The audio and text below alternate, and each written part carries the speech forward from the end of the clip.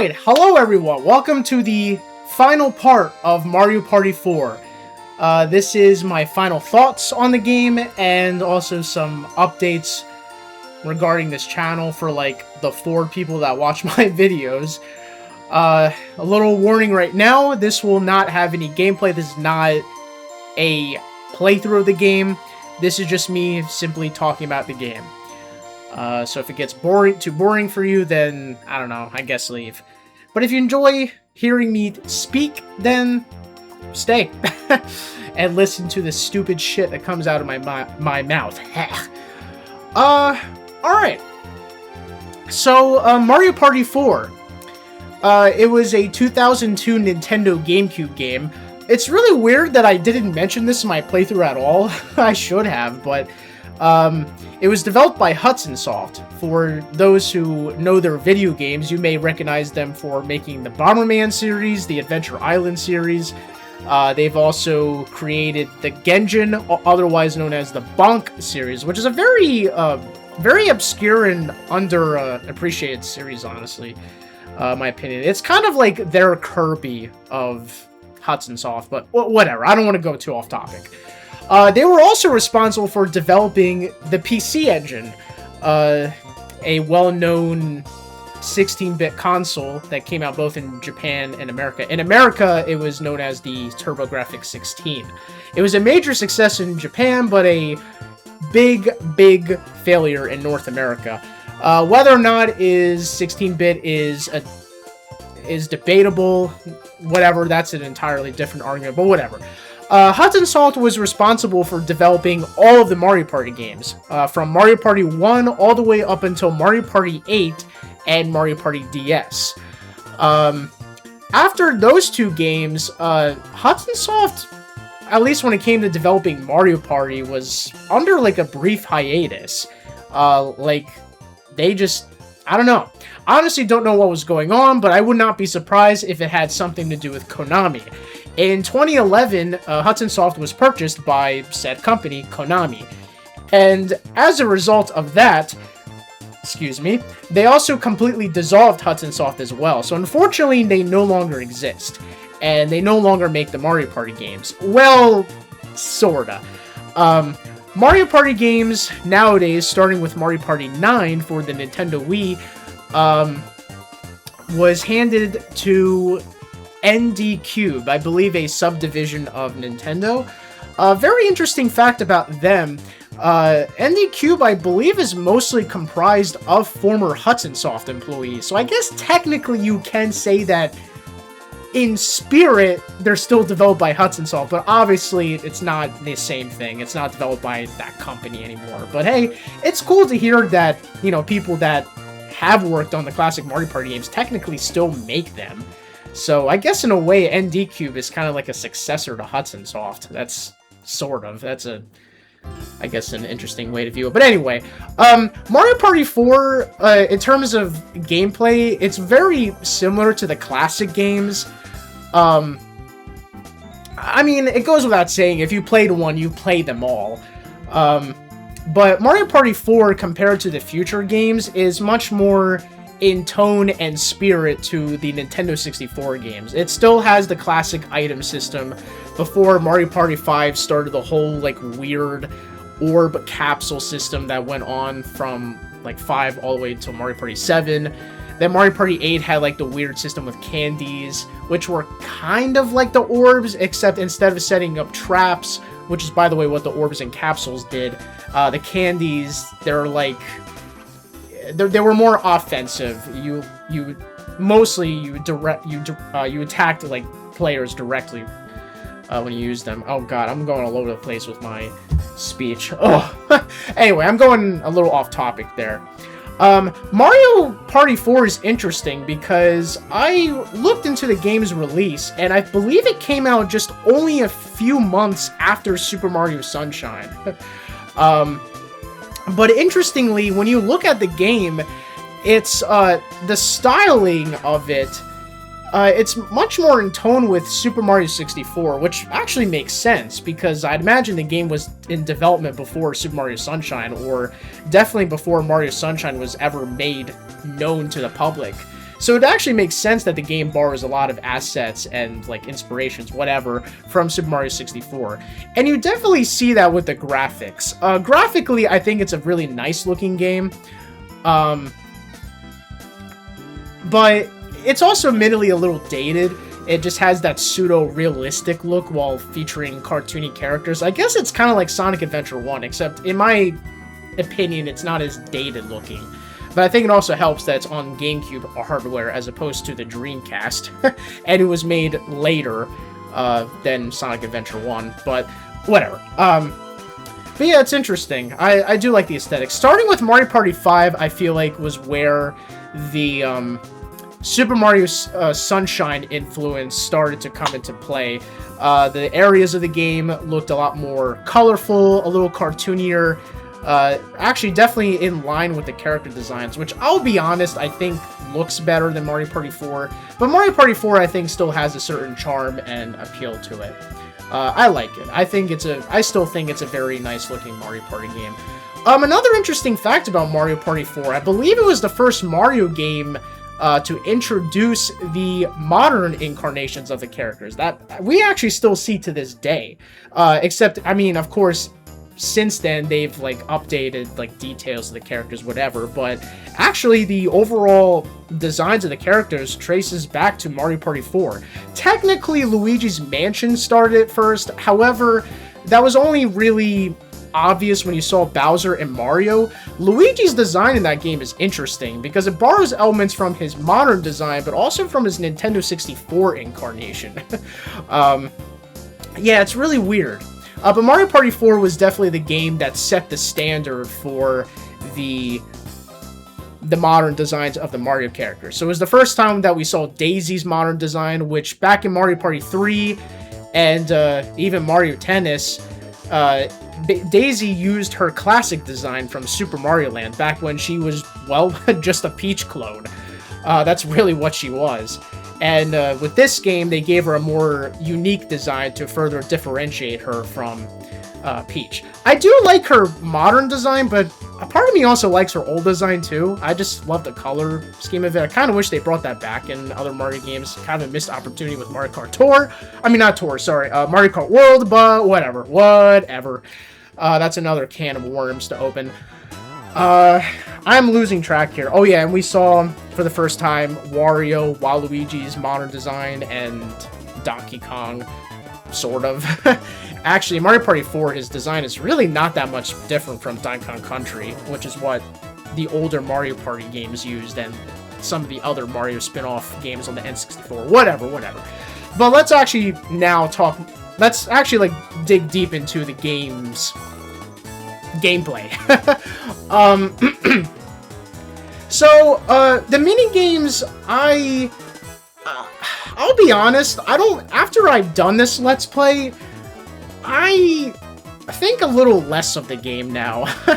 I mean, the mini-games are pretty solid overall, but some of them are kind of a mixed bag. I actually really don't like the coin mini-games in this game.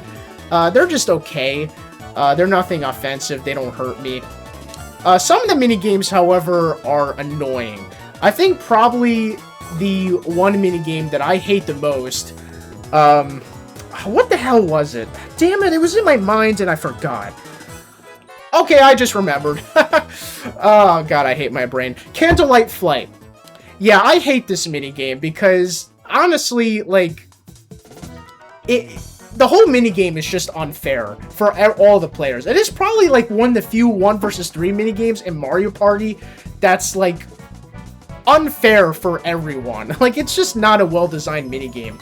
I think had it been a game of cops and robbers, it would have been a much more fun game. Actually, there's a minigame in Mario Party DS, I've even said this in my Let's Play, that's similar kind of in concept to Candlelight Flight, but done better.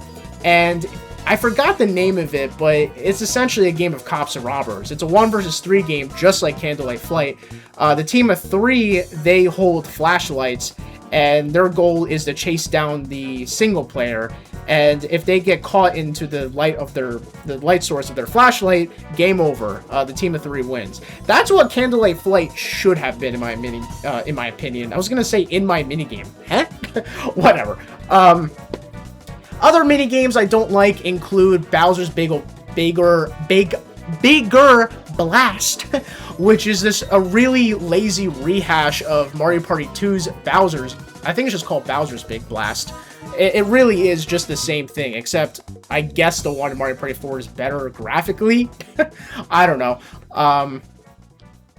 Yeah, other minigames, but actually those are the only 2 minigames in Mario Party 4 that I can think of that I don't really like. Other than that, the rest of the minigames are pretty solidly made. No, actually, Making Waves is one other minigame that I'm kind of mixed about. Conceptually, I think it's nice, it's cool.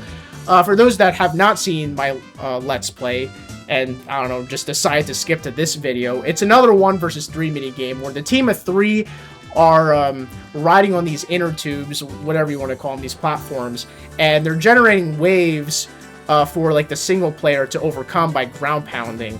The single player has to balance on this platform, so not only the waves will disorient you, but also you also have to like balance on the platform because it does take your weight into consideration.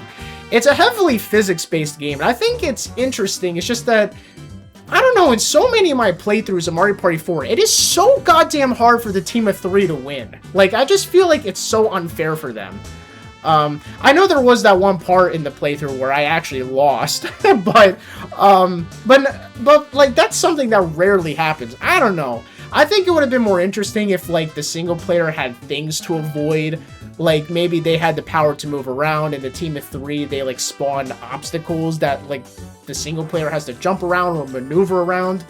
I don't know. I think that would have made it more interesting, in my opinion. But whatever. I mean, Making Waves, I guess it's just one of those mini games that works better when you play it with actual human players as opposed to CPUs. I guess it's just one of those things. I think that's everything. I mean, I've already talked about the items. They work just like they did in the previous games. You know, you use an item and they help you. Very few items in this game you use directly onto your opponents, like, offensively, which is what Mario Party games starting with 5 did. Not really a fan of that. I always felt like setting traps in a game like Mario Party just kind of slowed things down. It made it a bit too different from the classic formula. That's why I don't like the orbs and the capsule system. It's weird that they go by 2 names, but the orbs, capsules, it's the same freaking thing. They just decided to change the names because consistency, what the hell is that? Lastly, the other thing that I love about... Oh, no, right. I didn't get to talk about the boards. Oh, God. I am, like, jumping ahead. Yeah. Overall, I think the boards are nice. I mean, they're fine. I know one thing that people will complain about is that they're very flat and cubical in design.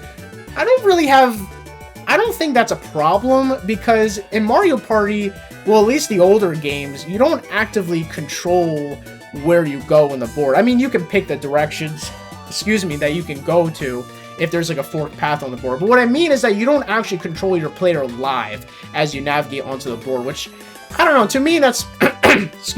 that's really not a big deal. Actually, my big problem with the boards in this game is that there's not enough events or things to interact with. Unfortunately, a lot of the events are tied down to the mini mushroom, which I've said this in my Let's Play already. I feel like they did that because they realized how situational the mini mushroom was. For those that don't know, Mario Party 4's main gimmick is the Mega Mini Mushroom thing. In fact, there's a space that you can land on, the item space, that flat out gives you a 50-50 chance of either getting a Mega or a Mini Mushroom. The Mega Mushroom allows you to grow big, and you can stop players in your path and take 10 of their coins. And you can roll 2 dice blocks, 1 to 10. The trade-off with the Mega Mushroom is that you can't get stars with it, and you also pass by board events and item shops, and the lottery shops as well. Which I actually think is a good balance, and that prevents the Mega Mushroom from being too overpowered. As for the Mini Mushroom, it shrinks you in size, and it only allows you to roll 1 dice block, 1 through 5. you can't move very much with it. But with the mini mushroom, you can access the small narrow pipes, however the game calls them, I guess mini pipes, I don't know. And they usually take you to alternative paths on a board that can lead to like secret goodies, but I don't know, from what I've seen, it looks like most of them in this game take you to like the the chance time spaces. Oh no, I'm sorry, the reversal of fortune spaces, which is chance time, which is such a really stupid, risky thing to pull off. Unless if you're really desperate and you're very behind in the game, sure, go after it, like you have nothing to lose, I guess. But yeah, I don't know, it's just, I just find the mini mushroom too situational to use, and that's why I feel like they designed those board events, because they realized that, and they wanted to give it some use. But honestly, I think that kind of ruined the boards. Had it not been for that, I think there would have been a lot more fun. There would be like more things that you can interact with and do, and I don't know, it would have given each board like its own flavor, and make each one unique, but unfortunately they didn't do that. So that's my problem with the mini Mega Mushroom mechanic. It's only in this game. They have not brought it back in future Mario games. I mean, there are items in later games, or actually even in past games, that pretty much work like the Mega and Mini Mushroom things, so there's that. I also forgot to mention that this was the first Mario game to actually introduce the Mega and the Mini Mushrooms as separate items. There were Mario games before Mario Party 4 that I guess came up with the idea of Mario growing huge, but they did not have like a Mega Mushroom item per se. When you saw stuff like that in older games, oftentimes it's just like a regular mushroom that Mario touches. In this game, the Mega Mushroom it just looks a lot like the regular mushroom, except just colored teal. Starting with New Super Mario Bros. For the Nintendo DS, they would actually make the Mega Mushroom more unique looking. Like it's actually made to look fat and chubby. And they also colored like the cap of the mushroom yellow with red spots. Excuse me. Also, New Super Mario, oh god, sorry. In Mario Party 4, the mini mushroom in this game, I actually like the design of it. It's colored pink, and if you have not seen it in the Let's Play, it has like a pacifier in its mouth, which I actually think is adorable. In New Super Mario Bros. DS, I feel like they made the mini mushroom a bit too generic in appearance. Like, it's essentially just a small mushroom colored blue, and that's kind of it. I wish they added that pacifier as a detail, because I just think that's hilarious. They should have kept that, but whatever. But yeah, this game, it's interesting, because this game introduced the Mega Mini Mushrooms, so yeah, which would later be utilized in the mainline games. So there you have it. Alright, now I can talk about the music. I really love the music in this game. In my Let's Play, I did not like record down who the composer was. I have now. In fact, as I'm doing this video, I have like this notepad here, which just tells me things I should talk about, just paraphrasing stuff, whatever. Excuse me, that's me adjusting the microphone. The composer for this game, and also Mario Party 3, pardon if I'm mispronouncing this name, it's a Japanese name. Ikiro Shimakura. I'm so sorry for mispronouncing that. He made the music for he or she developed the music for Mario Party 3 and 4, and I really liked their work in these games. And the music in this game is amazing. I love it so much. A lot of the tunes just have such strong melodies. The only song in the game that I don't really care about, ironically, is the Bowser board, which you'd expect it to have like some epic sounding music, but it kind of, I mean, I get what they were going for with it. It kind of has this like impending doom sort of suspenseful sounding music, but I think it's just a little too generic for my liking. It does not have a strong melody, but the rest of the other songs in this game are really amazing. If you have the time, I actually recommend giving them a listen. Admittedly, the music in the game does have a dated sounding quality to it.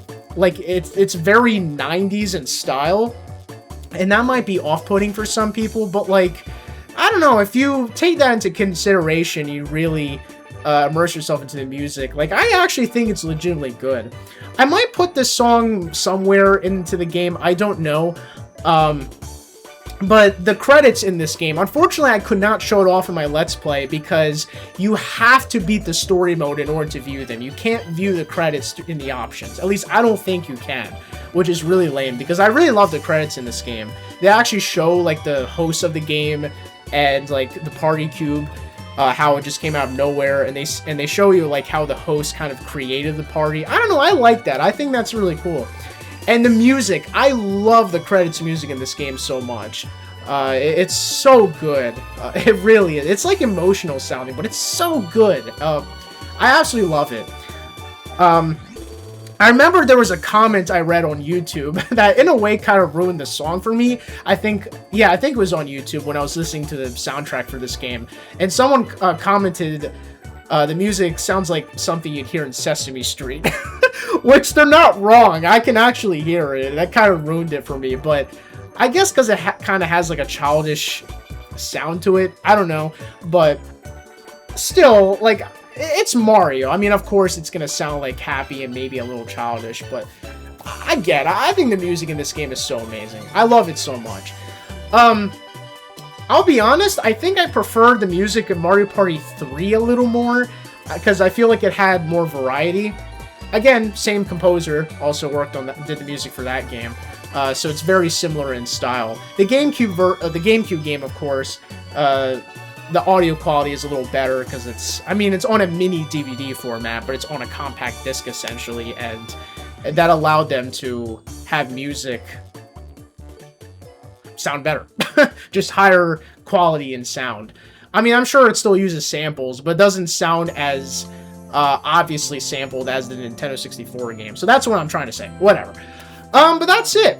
Regarding to updates, regarding to updates for this channel, I have already started my next Let's Play. I will not reveal what that Let's Play is. You guys will have to give me some time. I apologize for how long it took me to upload this. I had a really busy last week. Work was crazy. I had like so many cases I had to do. It was nuts. I was very busy. On top of that, I'm also working on a drawing. For those that don't know me and are just jumping into this channel blind, I'm also an artist. I like amateur, but I'm a cartoonist. I like to do drawings. I've been drawing all of my life. On this channel, I will push to post more of my artwork. It's kind of weird doing that on YouTube, but I've seen other people do it, so that gave me the inspiration to do it as well. I'm like, why the hell not? Sell myself like a goddamn hooker. Except the non-illegal way. Whatever, I should shut up.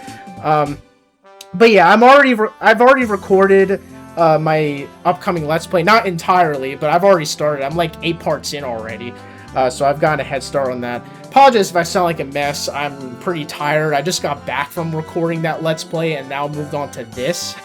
And especially this part, I have to be very informative, and I'm tired. And I have to work on a drawing. I'm working on a drawing of Mario and Luigi, which I'll soon have uploaded onto this channel. But anyway, I believe that's everything I have to talk about regarding this game. I like Mario Party 4 a lot. I think it's a really solid Mario Party game. If you play the N64 games, I think you'll like this one. It's not that entirely different. The post-game content is nothing that interesting either. I feel like that's something that later games do a lot better. Especially like Mario Party 5 and 6. I think they had some interesting post-game content. This game, not so much. I mean, it has like the extras room with the Thwomp's Backroom Ball and the Womps. I'm trying to remember the name of that. It was like something Brouhaha. I don't remember. And then the volleyball game, which is really fun. But that's it. I really did enjoy recording this Let's Play. It was very exhausting to do. Yeah, I just didn't expect like Mario Party 4 to stack up so much on parts. There were a lot of parts where my commentary was running dry, but I guess it's just because it's Mario Party. You're just, for every part, you're just repeating, you know, the same type of gameplay. It's not really that varied, but it's a board game, so whatever. I really need to end this video now. I don't want it going on for too long. It's already been like 25 minutes almost. So until then, I will see you guys when I get to my next Let's Play. And I'm really excited to do it, because already I'm editing those parts, and yeah, it's been a blast so far. So until then, I'll see you guys when it gets to that point. So, bye! Oh man, I'm awkward.